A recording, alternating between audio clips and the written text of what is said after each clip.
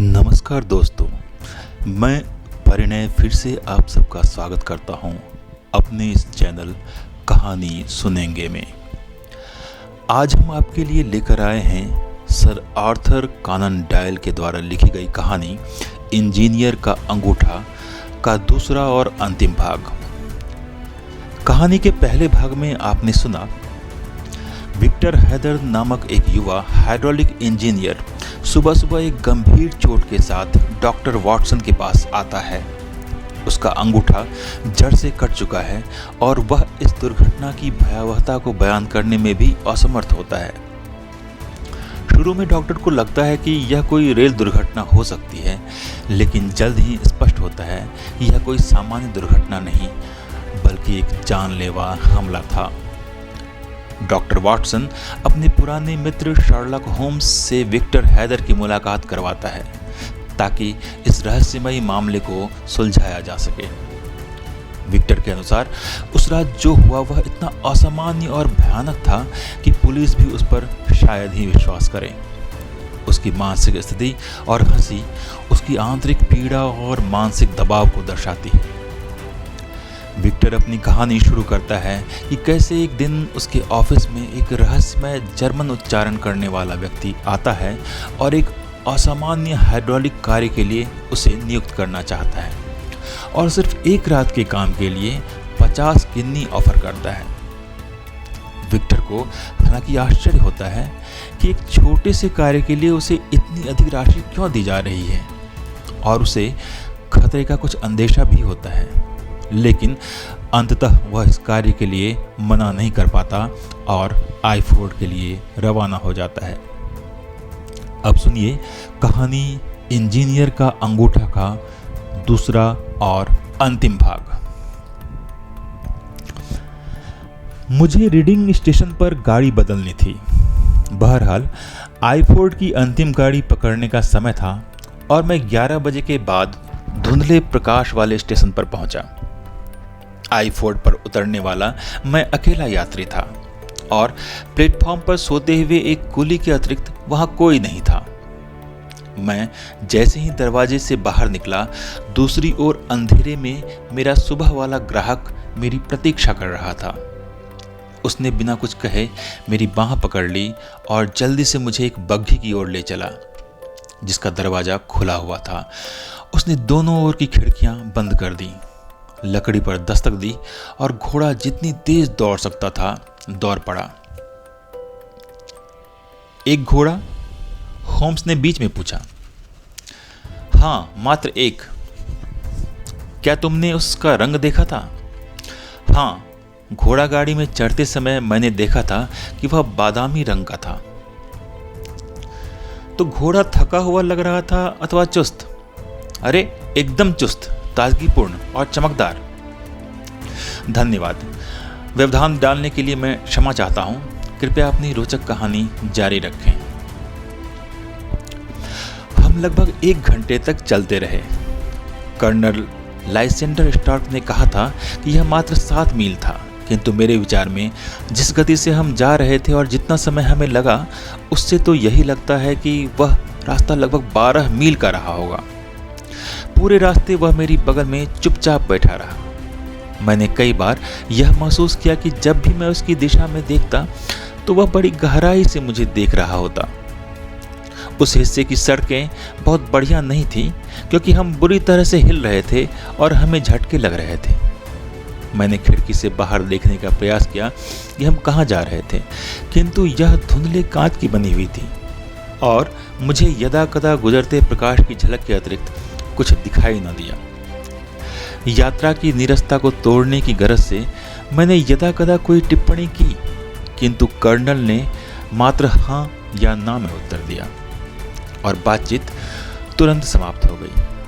अंततः सड़क के धचकों से निकलकर हम बजरी के सपाट मार्ग पर आ गए और गाड़ी रुक गई। कर्नल लाइसेंडर स्टार्क बाहर कूदा और जैसे ही मैं उसके पीछे उतरा, उसने मुझे हमारे सामने स्थित बारादरी में फुर्ती से खींच लिया। चूंकि गाड़ी से उतरकर हम सीधे हॉल में दाखिल हो चुके थे, अतः मैं मकान के सामने का हिस्सा नहीं देख सका, जैसे ही मैंने दहलीज पार की, हमारे पीछे दरवाजे जोर से बंद हो गया और मैंने दूर जाती बग्घी के पहियों का क्षीण स्वर सुना।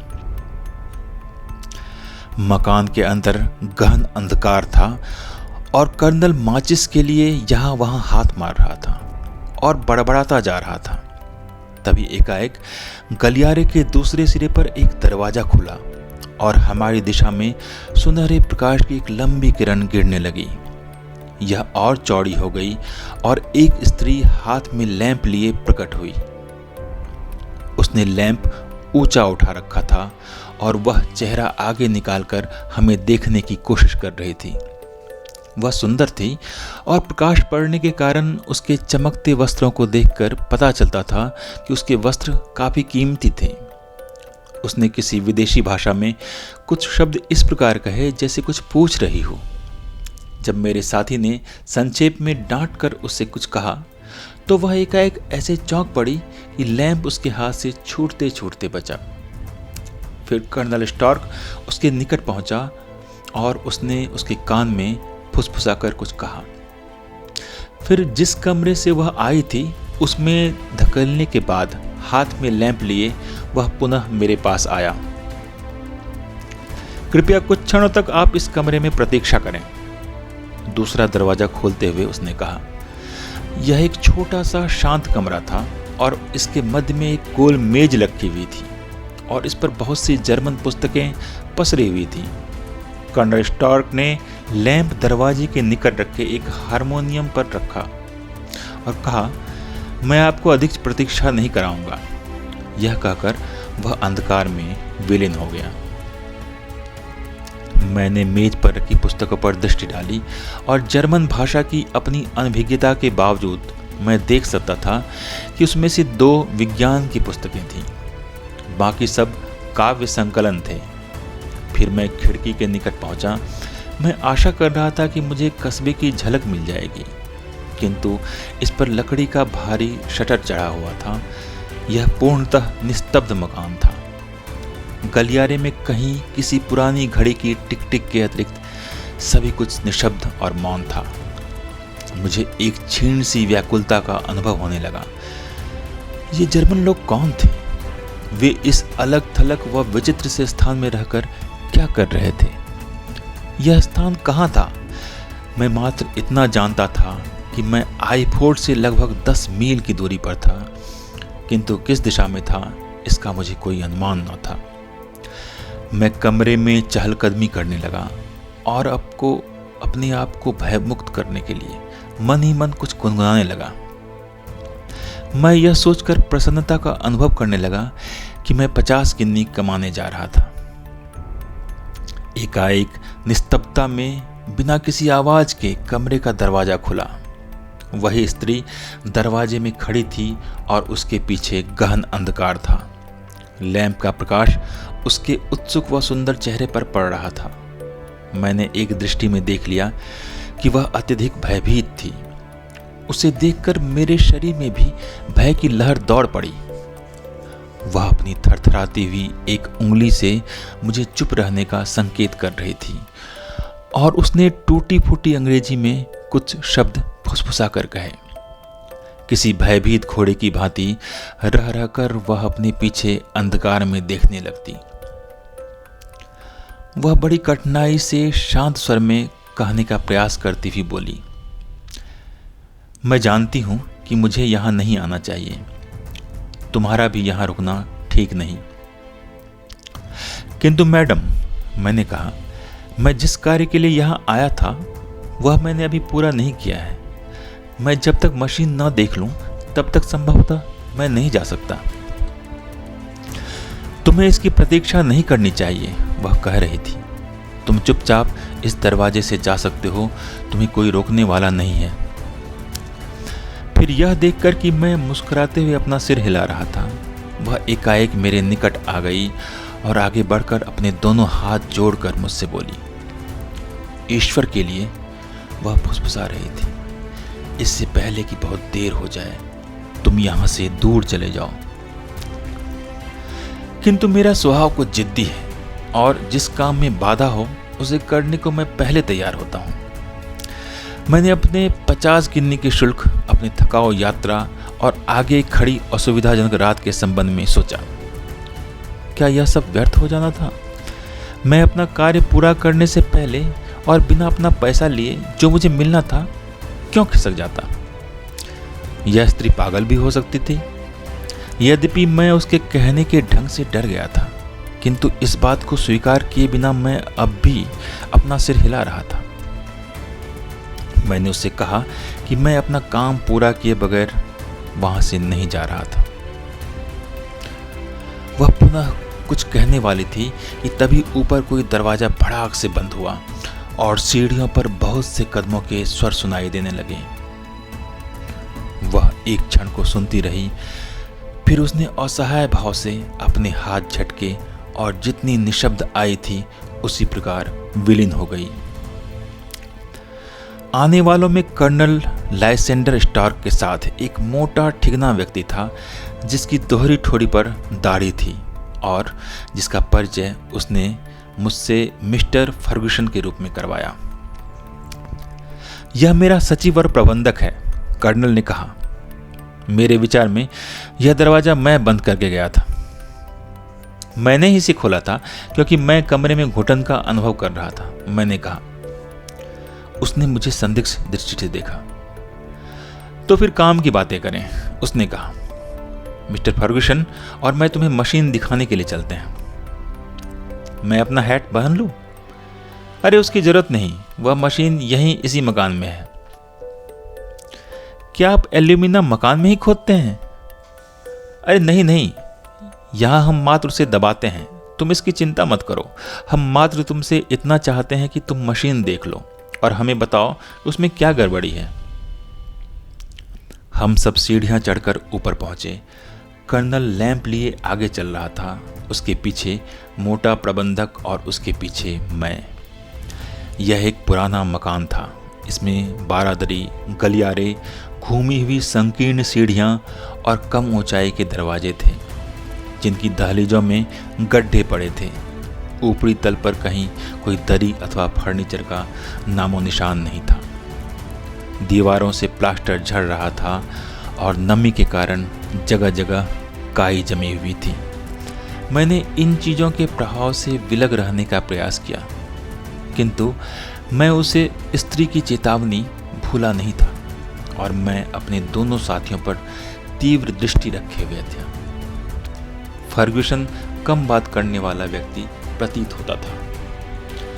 अंततः कर्नल लाइसेंडर स्टार्क एक निचले पड़ाव वाले दरवाजे पर आकर रुक गया और उसमें ताला खोला। अंदर एक छोटा सा चौकोर कमरा था जिसमें हम तीनों एक साथ बड़ी मुश्किल से समा पाते। फर्गुसन बाहर ही खड़ा रहा और कर्नल मुझे अंदर ले गया। उसने कहा, अब हम वास्तव में हाइड्रोलिक मशीन के अंदर ही खड़े हैं। यदि कोई इसे चालू कर दे तो यह हमारे लिए बड़ी खतरनाक होगी। इस छोटे से कोष्ठ की छत बस इतनी ही है कि पिस्टन का अंतिम सिरा इस तक पहुंचता है और धातु के इस फर्श की ओर यह कई टन के बल के साथ आता है। बाहर इसके पार्श्व में छोटे छोटे पानी के स्तंभ हैं जो बल को ग्रहण करते हैं। जैसा कि तुम जानते हो कि ये बल को कई गुना बढ़ाकर प्रतिक्रिया करते हैं। वैसे मशीन चालू तो तुरंत हो जाती है, किंतु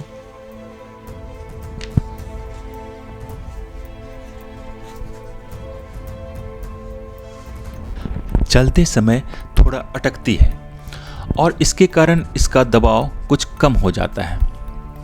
कृपया इसे देखकर बताओ कि इसमें क्या खराबी है और हम इसे कैसे ठीक कर सकते हैं। मैंने उससे लैंप लिया और मशीन का ढंग से परीक्षण किया। यह वास्तव में एक बहुत विशाल मशीन था और अत्यधिक दबाव उत्पन्न कर सकती थी। जब मैंने इसे नियंत्रित करने वाले लीवर दबाए तो मुझे इसकी फिस फिस की ध्वनि से तुरंत पता लग गया कि कहीं कोई छेद हो गया है और उससे पानी चू रहा था। जांच करने पर पता लग गया कि रबर का एक छल्ला जो एक छड़ के सिरे पर चढ़ा हुआ था सिकुड़ गया था और अपने खांचे में ठीक से नहीं बैठता था। स्पष्टतः शक्ति में ह्रास का यही कारण था। और मैंने अपने साथियों का ध्यान इस बात की ओर दिलाया। उन्होंने बड़े ध्यान से मेरी बातें सुनी और इससे संबंधित कई प्रश्न किए, जैसे वे इसे कैसे ठीक कर सकते थे। जब मैंने उन्हें यह सब स्पष्ट कर दिया तो मैं मशीन के मुख्य कोष्ठ में लौटा और स्वयं की उत्सुकता की संतुष्टि के लिए मशीन का भली भांति निरीक्षण किया। यह स्पष्ट था कि एल्यूमिना की कहानी झूठी थी और मन से गढ़ी हुई थी, क्योंकि यह सोचना ही मूर्खता थी कि इस प्रकार के काम के लिए इतना शक्तिशाली इंजन लगाया जाता।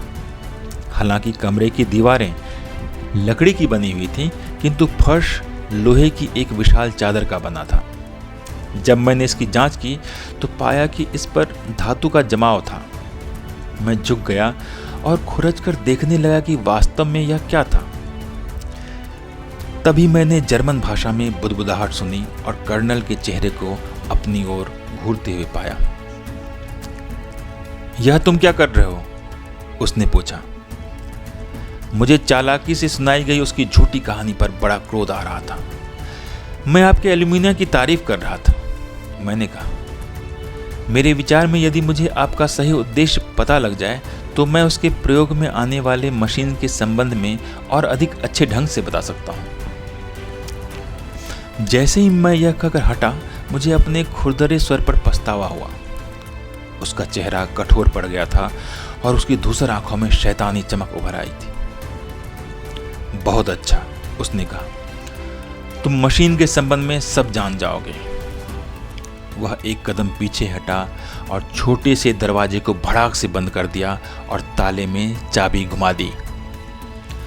मैं दरवाजे की ओर भागा और इसका हत्था पकड़कर खींचा, किंतु यह मजबूती से बंद था और मेरे लात मारने और धक्का देने पर भी टस से मस नहीं हुआ। कोई है? कर्नल, मुझे बाहर निकालो। और एकाएक निस्तब्धता में मैंने एक ध्वनि सुनी जिससे मेरा कलेजा मुंह को आ गया। यह लीवर और छेददार बेलन का स्वर था। वह हाइड्रोलिक मशीन का इंजन चालू कर गया था। लैंप अब भी वहीं फर्श पर रखा था जहां मैंने लोहे की चादर का मुआयना करते समय इसे रखा था। इसके प्रकाश में मैंने देखा कि काली छत धीरे धीरे झटके के साथ मेरे ऊपर आ रही थी, किंतु मुझसे अधिक कौन जान सकता था कि इसमें इतना बल था कि वह एक क्षण में मुझे कीमे की भांति पीस कर रख देती। मैं चिल्लाता हुआ दरवाजे के सामने पहुंचा और अपने नाखूनों से ताले पर प्रहार करने लगा। मैं कर्नल से आग्रह कर रहा था कि मुझे बाहर निकाले, किंतु लीवर की गड़गड़ाहट में मेरे स्वर दब कर रह गए। छत मेरे सिर से 1-2 फुट ही ऊपर थी। मैं अपने हाथ ऊपर उठाकर इसकी खुरदरी और कठोर सतह का अनुभव कर रहा था। फिर मेरे मस्तिष्क में आया कि मेरी मृत्यु की पीड़ा इस बात पर निर्भर करती थी कि मशीन मेरे ऊपर आने के समय मैं किस स्थिति में था। यदि मैं औंधा लेट जाऊं तो भार मेरी रीढ़ की हड्डी पर पड़ेगा। यह सोचकर मैं सिहर उठा। संभवतः दूसरी स्थिति अधिक सरल प्रतीत होती थी कि मैं छत की ओर मुंह करके सीधा लेट जाऊं, किंतु क्या मुझ में इतना साहस था कि मैं मशीन की ओर मुंह करके लेट जाता और अपने ऊपर गिरती भयानक काली छाया को देखता रहता। मैं पहले ही सीधा खड़ा नहीं हो पा रहा था, किंतु तभी मेरी दृष्टि एक ऐसी जगह टिकी जिससे मेरा हृदय पुनः आशान्वित हो उठा। मैंने बताया था कि फर्श व छत यद्यपि लोहे के थे, किंतु दीवारें लकड़ी की थीं। मैंने अपनी अंतिम त्वरित दृष्टि जैसे ही आसपास डाली, मैंने 2 तख्तों के बीच प्रकाश की एक पतली रेखा देखी। यह देखते ही देखते चौड़ी होती जा रही थी, क्योंकि लकड़ी का एक तख्ता पीछे की ओर हटाया जा रहा था। एक क्षण के लिए तो मैं विश्वास ही नहीं कर सका कि मुझे मृत्यु से दूर ले जाने के लिए वहां कोई दरवाजा भी था। अगले ही क्षण मैंने स्वयं को बाहर उछाल दिया और अर्ध बेहोशी की अवस्था में दूसरी ओर जा गिरा। मेरे गिरते ही तख्ता मेरे पीछे पुनः बंद हो गया था, किंतु लैंप के कुचलने और कुछ क्षणों पश्चात 2 धातुओं के टकराने के स्वर ने मुझे बताया कि मैं मृत्यु से बाल बाल बच गया था। मेरी कलाई पर किसी ने चुटकी ली और मैं होश में आया। मैंने देखा कि मैं एक गलियारे के पथरीले फर्श पर पड़ा था और एक स्त्री मेरे ऊपर झुकी हुई थी। वह अपने बाएं हाथ से मुझे थपथपा रही थी और दाएं हाथ में वह एक मोमबत्ती पकड़े हुए थी। यह वही मित्र थी जिसकी चेतावनी मैंने मूर्खतावश नहीं मानी थी। चलो चलो, वह हाँफती हुई बोली। एक क्षण में वे यहां आते ही होंगे। वे देख लेंगे कि तुम वहां नहीं हो। अरे इतना बहुमूल्य समय ना गवाओ, जल्दी चलो। कम से कम मैंने इस बार उसकी सलाह मानने से मना नहीं किया। मैं लड़खड़ाते हुए अपने पांवों पर खड़ा हुआ और गलियारे में उसके साथ दौड़ता हुआ घुमावदार सीढ़ियों में आ गया, जो एक दूसरे अधिक बड़े गलियारे में जाती थी। हम जैसे ही वहां पहुंचे, हमने कुछ दौड़ते हुए कदमों की आहट सुनी और चिल्लाते हुए दो स्वर सुने। पहला स्वर दूसरे स्वर की बात का उत्तर दे रहा था। एक स्वर उस तल से आ रहा था जिस पर हम थे और दूसरा हमसे नीचे वाले तल से आ रहा था। मेरी पथ प्रदर्शक रुक गई और अपने चारों ओर इस प्रकार देखने लगी मानो समझ न पा रही हो कि अब क्या करें। फिर उसने एक दरवाजा खोला जो एक शयन कक्ष में जाता था। इसकी खिड़की में चमकता हुआ चांद दिखाई दे रहा था। तुम्हारे पास यह एकमात्र अवसर है, वह बोली। यह थोड़ा ऊंचा अवश्य है, किंतु तुम यहां से कूद सकते हो। अभी उसने यह कहा ही था कि गलियारे के अंतिम सिरे पर प्रकाश चमका और मैंने कर्नल लाइसेंडर स्टार्क की झुकी हुई आकृति देखी। वह एक हाथ में लालटेन और दूसरे हाथ में कसाईयों जैसा छुरा लिए हुए सामने से दौड़ा चला आ रहा था। मैं शयन कक्ष के दूसरे हिस्से की ओर दौड़ा, खिड़की खोली और बाहर देखा। चांदनी में बागीचा कितना शांत, संपूर्ण और सुंदर दिखाई दे रहा था। यह करीब 30 फुट नीचे था। मैं खिड़की की चौखट पर चढ़ गया, किंतु मैं कूदने में झिझक रहा था, क्योंकि मैं जानना चाहता था कि उस बदमाश ने मेरे रक्षक के साथ कैसा व्यवहार किया। यदि वह उसके साथ दुर्व्यवहार करता तो मैं कोई भी खतरा उठाकर उसकी सहायता के लिए लौट पड़ता। मेरे दिमाग में यह विचार आया ही था कि वह दरवाजे पर आ गया और उसे धकियाते हुए आगे बढ़ा, किंतु वह उस बदमाश को अपनी बाहों के घेरे में लेकर रोकने का प्रयास कर रही थी। फ्रिट्ज, फ्रिट्ज, वह अंग्रेजी में चिल्लाकर बोली। पिछली बार का अपना वादा याद करो। उसने कहा था कि अब पुनः ऐसा नहीं होगा। वह चुप रहेगा। ओह, वह किसी से कुछ नहीं कहेगा। तुम पागल हो एलिसी, वह स्वयं को उसे छुड़ाता हुआ चिल्लाया। तुम हमें बर्बाद कर दोगी। उसने सब देख लिया है। मैं कहता हूं मुझे छोड़ दो। वह उसे एक और धक्का देते हुए खिड़की और अपने भारी हथियार से मुझे काट डालने के लिए दौड़ा। मैं खिड़की की चौखट पर पत्थर पकड़कर दूसरी ओर लटक गया और तभी उसने प्रहार कर दिया। मुझे हल्की सी पीड़ा का अनुभव हुआ। मेरी पकड़ ढीली हो गई और मैं नीचे बागीचे में गिर पड़ा।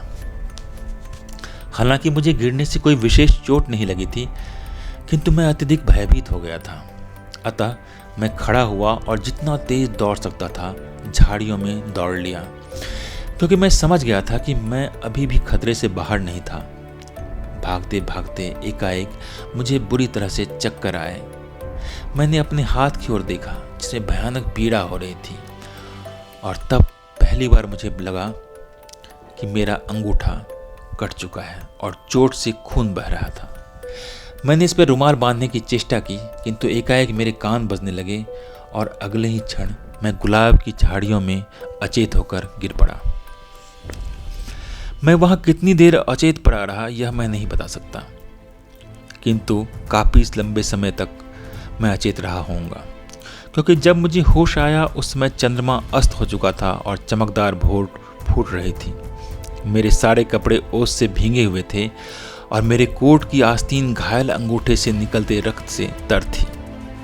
यह देखकर मुझे रात की घटना याद आ गई और मैं शीघ्र उछलकर अपने पांवों पर खड़ा हो गया।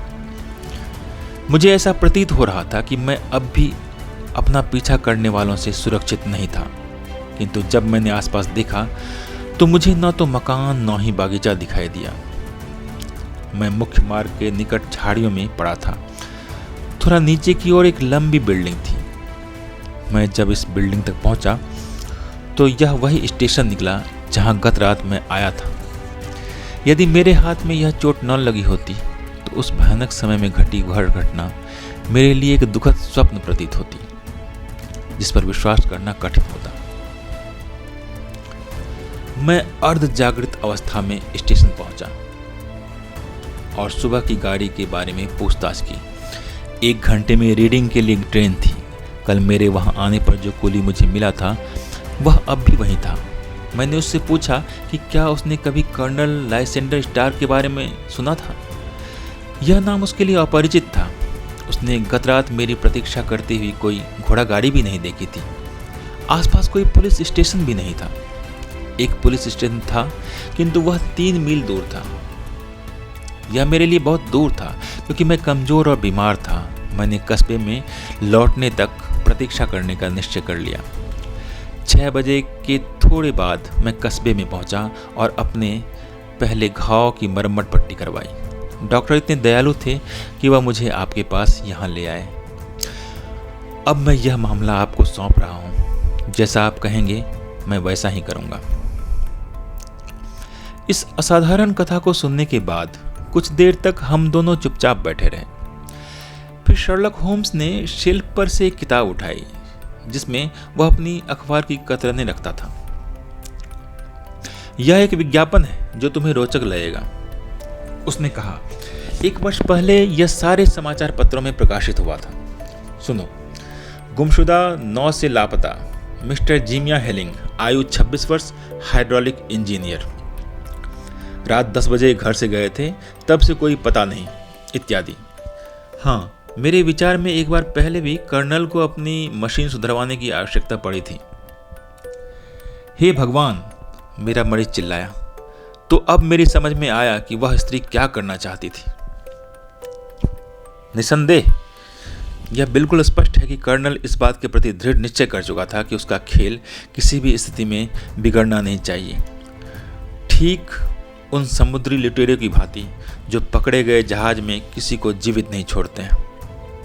अच्छा, अब चूंकि प्रत्येक क्षण मूल्यवान है, इसलिए तुम कहो तो आईफोर्ड जाने से पहले हम तुरंत स्कॉटलैंड यार्ड चलते हैं। लगभग 3 घंटे के बाद हम सब ट्रेन में बैठे थे जो रीडिंग से छोटे से बर्कशायर गांव जा रही थी। यहाँ Sherlock Holmes, hydraulic engineer, Scotland Yard का सब इंस्पेक्टर ब्रैडस्ट्रीट, एक अन्य सादा वर्दी व्यक्ति और मैं स्वयं था। ब्रैडस्ट्रीट ने सीट पर कस्बे का सैन्य मानचित्र फैलाया हुआ था और आईफोर्ड पर अपनी प्रकार से घेरा खींचने में व्यस्त था। यह रहा, उसने कहा। यह घेरा गांव से 10 मील की त्रिज्या के हिसाब से खींचा गया है। हमें जिस स्थान की तलाश है वह इसके सिरे के आसपास होना चाहिए। मेरे विचार में सर, आप 10 मील बता रहे थे। यह 1 घंटे भर का सफर था और आप सोचते हैं कि जब आप अचेत थे तो वे आपको वापस छोड़ कर गए। उन्होंने ऐसा ही किया होगा। मुझे हल्की सी याद है कि मुझे उठाया गया था और कहीं ले जाया गया था। मैं यह नहीं समझ पा रहा, मैंने कहा, कि जब तुम उन्हें बगीचे में अचेत पड़े मिले तो तुम्हें उन्होंने छोड़ क्यों दिया? संभवतः वह बदमाश उस औरत के कारण पिघल गया होगा। मुझे नहीं लगता कि ऐसा हुआ होगा। मैंने अपने जीवन में आज तक उसके जैसा कठोर चेहरा नहीं देखा। अरे, शीघ्र ही हमें सब पता चल जाएगा, ब्रैडस्ट्रीट ने कहा। अच्छा, मैंने अपना घेरा खींच लिया है और मैं मात्र यह पता लगाना चाहता हूं कि वे हमें इस क्षेत्र में कहाँ मिलेंगे। मेरे विचार में मैं उस स्थान पर उंगली रख सकता हूं, होम्स ने धीरे से कहा। सच? इंस्पेक्टर चिल्लाया। तुम अपनी धारणा बना चुके हो। चलो देखते हैं तुम्हारी बात कितनी ठीक निकलती है। मैं कहता हूं यह दक्षिण में है क्योंकि यहाँ का इलाका अधिक सुनापन है, और मैं कहता हूं यह पूरब में, मेरे मरीज ने कहा। मेरे विचार में यह पश्चिम में होना चाहिए, सादा वर्दी वाले ने कहा, क्योंकि वहां बहुत से छोटे छोटे गांव हैं। और मेरे विचार में इसे उत्तर दिशा में होना चाहिए, मैंने कहा, क्योंकि वहां पहाड़ियां नहीं हैं और हमारे मित्र ने हमें बताया कि उसकी घोड़ागाड़ी ऊपर पहाड़ी की ओर नहीं बढ़ी थी। अब बताओ, इंस्पेक्टर ने हंसते हुए कहा। ये तो बिल्कुल अलग अलग बातें हो गई। अब तुम क्या कहते हो? आप सभी गलती पर हैं। सब गलत कैसे हो सकते हैं? अरे हो सकते हैं। यह वह स्थान है। शर्लक होम्स ने गोले के केंद्र पर अपनी उंगली रख दी। वे हमें यहां मिलेंगे। किंतु वह 12 मील का सफर, हेदरलैंड ने कहा। 6 जाने में और 6 लौटने में। बिल्कुल साधारण सी बात है। तुमने स्वयं कहा कि जब तुम घोड़ा गाड़ी पर चढ़े थे तो घोड़ा थका मांदा नहीं लग रहा था। यदि यह कठिन रास्तों पर 12 मील चलता तो यह ऐसा कैसे हो सकता था? बात तो ठीक है, ब्रैडस्ट्रीट ने कुछ सोचते हुए कहा। यह नकली सिक्के बनाने वाले का एक गिरोह है और चांदी के स्थान पर यह मशीन से कोई अन्य मिश्रण तैयार करते हैं। कुछ समय से हमें ऐसी सूचना मिल रही थी कि कोई चालाक गिरोह इस कार्य में लगा हुआ है, इंस्पेक्टर ने कहा। हमने रीडिंग तक उसका पीछा भी किया था, किंतु हमें उससे आगे पता नहीं लग पाया। संभवतः इस अवसर से अब हम उसे पकड़ लेंगे। किंतु इंस्पेक्टर गलती पर था, क्योंकि वे अपराधी पुलिस के हाथों नहीं पड़ने वाले थे। हम जैसे ही आइफोर्ड स्टेशन पहुंचे, हमने धुएं का एक विशाल बादल उठते हुए देखा, जो पास ही स्थित वृक्षों के झुंड से ऊपर उठ रहा था।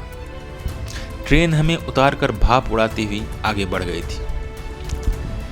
किसके घर में आग लग गई है? ब्रैडस्ट्रीट ने कहा।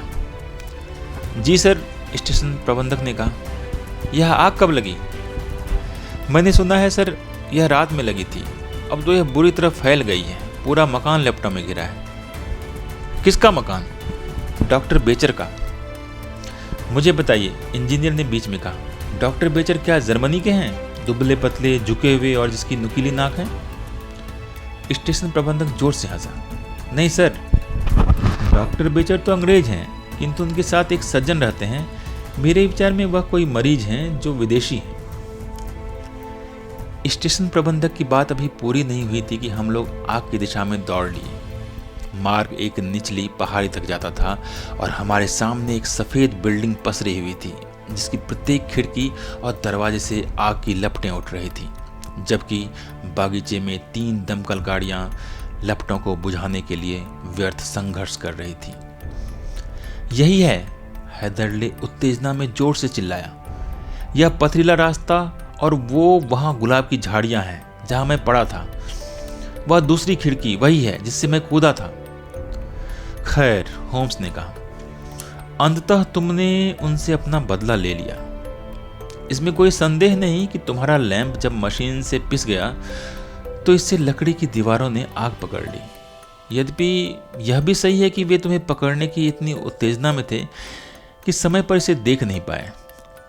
अब इस भीड़ में अपनी आंखें खुली रखना, क्योंकि इसमें गत रात के तुम्हारे मित्र भी हो सकते हैं। वैसे मुझे खेद है कि अब तक वे 100 मील दूर निकल गए होंगे। और होम्स का भय सच निकला, क्योंकि उस दिन से आज तक न तो वह सुंदर स्त्री के संबंध में, न पापी जर्मनी वाले के विषय में, और न ही उस अंग्रेज के बारे में कोई शब्द सुनाई पड़ा। उस सुबह एक ग्रामीण ने एक बैलगाड़ी में जाते बहुत से लोगों को उसमें रखे भारी बक्से के साथ रीडिंग की दिशा में जाते देखा था, किंतु भगोड़ों का कोई चिन्ह न मिला। यहाँ तक कि होम्स भी उनके बारे में कोई संकेत देने में सफल न हो सका कि वे कहाँ चले गए। दमकल कर्मियों को अंदर विचित्र व्यवस्था मिली और वे यह देखकर और उद्वेलित हो गए कि द्वितीय तल की एक खिड़की की चौखट पर ताजा कटा मानवीय अंगूठा पड़ा था। अंततः सूर्यास्त के समय उनके प्रयास सफल हुए और उन्होंने लपटें शांत कर दी, किंतु पूरे स्थान का ऐसा विनाश हो चुका था कि कुछ मुड़े तुड़े बेलनों और लोहे के बम्बों के अतिरिक्त उस मशीन का कोई अवशेष न था, जो हमारे दुर्भाग्यशाली परिचितों को इतने प्रिय थे। बाहर के कमरे में भारी मात्रा में निकल और टिन मिले, पर कोई सिक्का नहीं मिला। इससे सहज अंदाजा लगाया जा सकता था इस भारी बक्से में क्या रहा होगा। हमारा हाइड्रोलिक इंजीनियर बगीचे के उस स्थान तक जहां उसे होश आया था कैसे लाया गया था, यह सदैव रहस्य बना रहता यदि हमें कुछ पदचिन्ह न मिलते जिससे यह कथा हमारे समक्ष प्रकट हुई। प्रत्यक्षतः उसे 2 लोगों के द्वारा उठाया था, जिसमें से एक के पांव छोटे थे और दूसरे के बड़े। कुल मिलाकर अधिक संभावना यही थी कि चुप रहने वाला अंग्रेज अपने साथी की तुलना में कम साहसी अथवा कम क्रूर था। उसी ने उस स्त्री की सहायता से अचेत इंजीनियर को खतरे से दूर पहुंचा दिया था। जब हम लंदन वापस जाने के लिए ट्रेन में अपनी सीटों पर बैठ गए तो इंजीनियर हैदरलिन ने कहा, यह मुझे अपनी तरह का एक ही काम मिला। मैंने अपना अंगूठा गंवा दिया और मुझे हासिल क्या हुआ? होम्स ने हंसते हुए कहा, दोस्त, अनुभव। नमस्कार, धन्यवाद।